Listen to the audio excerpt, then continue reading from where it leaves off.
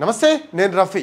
ప్రస్తుతం ఎటు చూసినా తెలంగాణ వ్యాప్తంగా ఒకటే హాట్ టాపిక్ నడుస్తుంది. అదే కేటీఆర్ అరెస్ట్ కాబోతున్నారా అనేది. కేటీఆర్ అరెస్ట్ కాబోతున్నారా అంటే ఈ రోజు కేటీఆర్ విచారణ ఎదుర్కొన్న తర్వాత బయటకు వస్తారా లేదా అనేది తెలిసే అవకాశం ఉంది. ఎందుకంటే ప్రస్తుతం ఏసీబీ విచారణకు హాజరయ్యారు. ఫార్ములా ఈ కార్ రేసులో 54,89,00,000 మేర అవినీతి జరిగింది అనేది ప్రధానంగా వాదిస్తున్న పరిస్థితి. సో ఈ నేపథ్యంలో ఎఫ్ఐఆర్ నమోదు చేశారు డిసెంబర్ 29న. జనవరి 8 నుంచి 10th లోపల, అంటే ఈ 3 days లో మొత్తం A1, A2, A1 KTR, A2 గా ఐఏఎస్ అధికారి అరవింద్ కుమార్ ఉన్నారు. అలాగే A3 గా బిఎల్ఎన్ రెడ్డి మాజీ చీఫ్ ఇంజనీర్, ఈ ముగ్గురు ఉన్నారు. సో ఈ ముగ్గురు విచారణ 8 నుంచి 10th లోపల జనవరి కంప్లీట్ అయిపోయింది. వీళ్ళ స్టేట్మెంట్స్ మొత్తం కూడా రికార్డ్ చేసిన పరిస్థితి. అయితే ఈ స్టేట్మెంట్ కి విచారణ అధికారులు, ఏసీబీ అధికారులు సాటిస్ఫై అయినట్టు కనిపించడం లేదు. ఎందుకంటే ఇక్కడ జరుగుతున్న పరిణామాల ప్రకారం బీఆర్ఎస్ నేతలు ఒక వాదన వినిపిస్తూ ఉన్నారు. కేటీఆర్ ని 6 నెలల పాటు జైల్లో ఉంచి ఇబ్బందులు పాలు చేయాలి, ఆ రకంగా ఎటువంటి వ్యూహం రచిస్తే బాగుంటుంది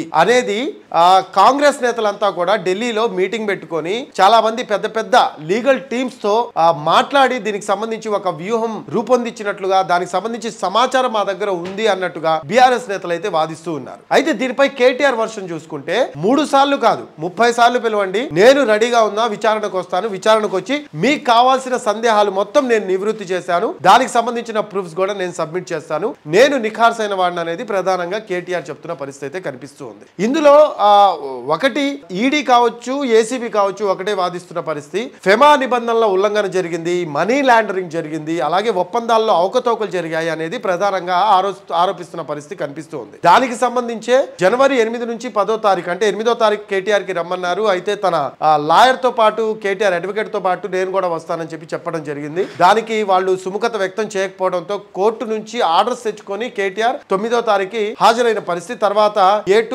A3 బిఎల్ఎన్ రెడ్డి కావచ్చు, అరవింద్ కుమార్ కావచ్చు, వీళ్ళు హాజరైన పరిస్థితి కనిపిస్తోంది. అయితే దాని తర్వాత ఆ స్టేట్మెంట్ తో సాటిస్ఫై అవ్వని ఏసీబీ మళ్ళీ విచారణకు రావాలని మే 28న పిలిచిన పరిస్థితి. మే 28న ఫారెన్ ట్రిప్ లో ఉన్నాను, నాకు రావడానికి కుదరదని చెప్పడం జరిగింది. కేటీఆర్ జూన్ 16న, అంటే ఈ రోజు రమ్మని చెప్పి కేటీఆర్ కి వాళ్ళు నోటీసులు ఇవ్వడం జరిగింది. సో కేటీఆర్ అయితే ప్రస్తుతం విచారణ ఎదుర్కొంటున్న పరిస్థితి అయితే కనిపిస్తూ ఉంది. సో కేటీఆర్ కు ఎటువంటి ప్రశ్నలు ఏసీబీ అధికారులు సంధించబోతున్నారు, సో దీనికి సంబంధించి నిజంగానే ఈ ఆరోపణలు ఎదుర్కొంటున్నట్టు మనీ లాండరింగ్, ఫెమా నిబంధనల ఉల్లంఘన ఇవన్నీ జరిగాయా, కేబినెట్ ఆమోదం లేకుండా ఎందుకు అంత పెద్ద మొత్తంలో డబ్బులు ట్రాన్స్ఫర్ చేశారు, అలాగే ఫెమా నిబంధనల ప్రకారం ఎందుకు పాటించలేదు, అలాగే దాంతో పాటు టెండర్ ప్రక్రియలో ఏమన్నా అవకతవకలు జరిగాయా, ఆ టెండర్ కి సంబంధించిన రూల్స్ ని ఎందుకు ఫాలో అవ్వలేదు, ఇటువంటి ప్రశ్నలన్నీ కూడా ఏసీబీ సిద్ధం చేసుకొని ఆ స్టేట్మెంట్, కేటీఆర్ స్టేట్మెంట్ రికార్డ్ చేయడం కోసం సిద్ధంగా ఉన్నట్టు తెలుస్తూ ఉంది.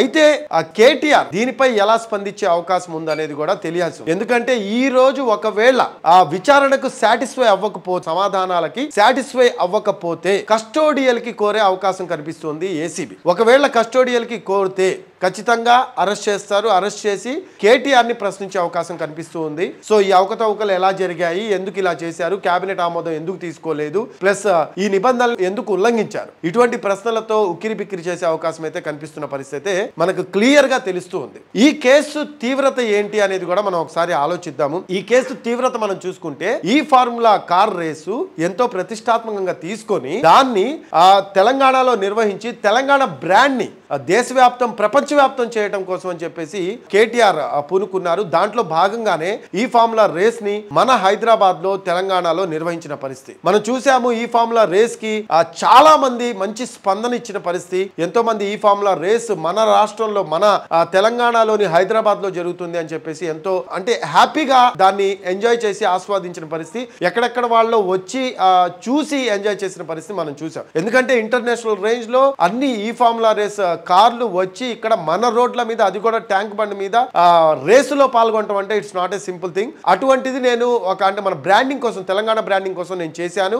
అది చేసినందుకు ఈ రోజు నన్ను నా మీద కేసులు పెట్టి ఇబ్బందులు పాలు చేయాలి అని అనుకుంటున్నారు అనేది కూడా కేటీఆర్ చాలా సార్లు వ్యాఖ్యానించిన పరిస్థితిని మనం చూసాం. సో ఇటువంటి ఇష్యూలో ప్రస్తుతం అయితే కేటీఆర్ ఏసీబీ విచారణ ఎదుర్కొంటున్న పరిస్థితి కనిపిస్తూ ఉంది. ఎటువంటి సెక్షన్స్ లో కేసులు నమోదు చేసే అవకాశం ఉంది. దాంతో పాటు ఒకవేళ అరెస్ట్ అయితే ఎప్పటిదాకా లోపల ఉండే అవకాశం ఉంది. కస్టోడియల్ వారెంట్, కస్టోడియల్ ఇన్వెస్టిగేషన్ కోసం కనుక ఒకవేళ కోరితే ఎటువంటి ఇబ్బందులు తలెత్తే అవకాశం ఉంది. ఇలాంటి ప్రశ్నలు అయితే తలెత్తుతున్న పరిస్థితి కనిపిస్తూ ఉంది. మనం చూసుకుంటే ఇది బెయిలబుల్ వారెంట్ అనేది ప్రధానంగా అడ్వకేట్స్ చెప్తున్న పరిస్థితి. 337 బై సిఆర్పిసి సెక్షన్ 337 బై 347 కింద ఇది బెయిలబుల్ సెక్షన్స్ దీంట్లో పెట్టాల్సి వస్తుంది. ఎందుకంటే పెమా నిబంధనలు కావచ్చు, దాంతో పాటు అంటే నిబంధనల ఉల్లంఘన ఈ అంశం కావచ్చు, అలాగే మనీ లాండరింగ్, ఈ మూడు అంశాల్లో కూడా పెద్దగా ఇతనికి శిక్ష పడే అవకాశం లేదు. సో కాబట్టి ఇది బెయిలబులే. సో పెద్దగా దీని గురించి ఆలోచించాల్సిన అవసరం లేదు. కస్టోడియల్ కి ఒకవేళ కోరినట్టయితే కనుక దాంట్లో ఏమన్నా అంటే పొడిగిచ్చే అవకాశం ఉంది, కానీ అంతకంటే ఎక్కువగా ఏమీ చేయలేరు అనేది ప్రధానంగా అడ్వకేట్స్ చెప్తున్న పరిస్థితి అయితే కనిపిస్తుంది. కానీ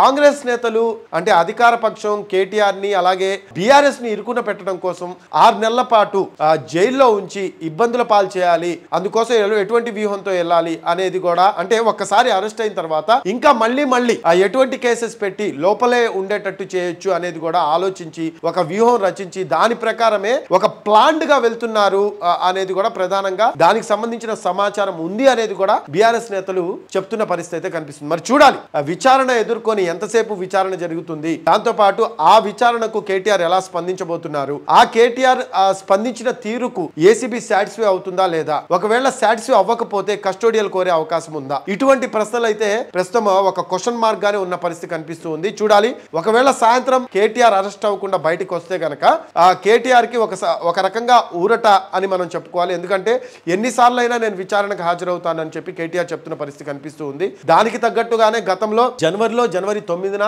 కేటీఆర్ విచారణకు హాజరయ్యారు. తన స్టేట్మెంట్ ని రికార్డ్ చేసిన పరిస్థితి. A2 A3 అరవింద్ కుమార్ కావచ్చు, ఐఏఎస్ అరవింద్ కుమార్, మాజీ చీఫ్ ఇంజనీర్ బిఎల్ఎన్ రెడ్డి, వీళ్ళ స్టేట్మెంట్స్ కూడా రికార్డ్ చేశారు. కాబట్టి ఆ స్టేట్మెంట్స్ కి అనుగుణంగా ఈ రోజు కేటీఆర్ ని ప్రశ్నించబోతున్నారు. కాబట్టి సో ఎలా ఉండే అవకాశం ఉంది, అరెస్ట్ జరుగుతుందా లేదా అనేది తెలియాల్సి ఉంది.